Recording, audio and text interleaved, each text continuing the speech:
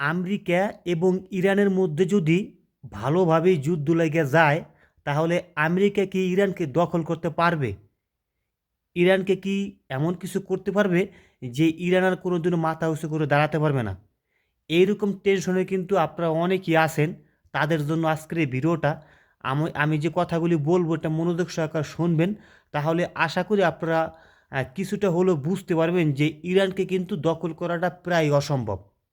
এইরকম আমি ৮টি কারণের কথা বলবো। যদি আমেরিকা চেষ্টা করে ইরানকে একেবারে ধ্বংস করে দিবে, সেটা কিন্তু কোনোদিনও সম্ভব না।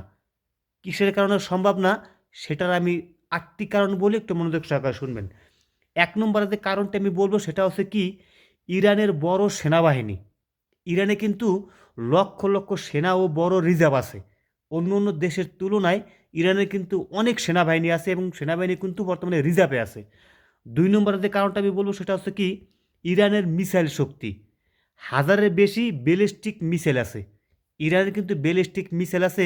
সেই মিসাইলগুলো কিন্তু অন্য অন্য দেশের তুলনায় কিন্তু ইরানের কাছে কিন্তু অনেক বেশি আছে। ৩ নম্বরে বড় ভৌগোলিক এলাকা। ইরান কিন্তু অনেক বড় একটি এলাকা। ইরান খুব বড় দেশ, পুরোটা দখল করা অনেক কঠিন। মানে ইরান কিন্তু খুব বড় একটা দেশ। মানে অন্য অন্য দেশের তুলনায় ইরান কিন্তু অনেক বড় দেশ। তাই এই দেশকে দখল করা কিন্তু প্রায় অসম্ভব। তারপর আপনার পাহাড় ও কঠিন ভূখণ্ড, যুদ্ধ করা কঠিন হয়ে যায়। মানে ইরানে কিন্তু প্রচুর পরিমাণে পাহাড়। এই পাহাড়ের কারণে আমেরিকা থেকে যদি কোনো একটা কিছু মারে, সেই পাহাড়ে কিন্তু ঠেকে যাবে। তাই ইরানকে কিন্তু ধ্বংস করা মানে পাহাড় কিন্তু অনেকটাই বাঁচিয়ে দেবে ইরানকে।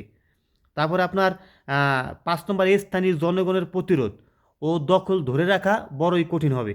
তারপরে ৬ নম্বরে, মধ্যপ্রাচ্যের অন্য দেশের সাহায্য, কিছু দেশ সাহায্য করলে যুদ্ধ আরও বড় হবে। মানে ইরানের সাথে যদি যুদ্ধ লেগে যায়, তাহলে কিন্তু এই মধ্যপ্রাচ্যের অনেক দেশ আছে যারা কিন্তু ইরানকে সাপোর্ট করবে।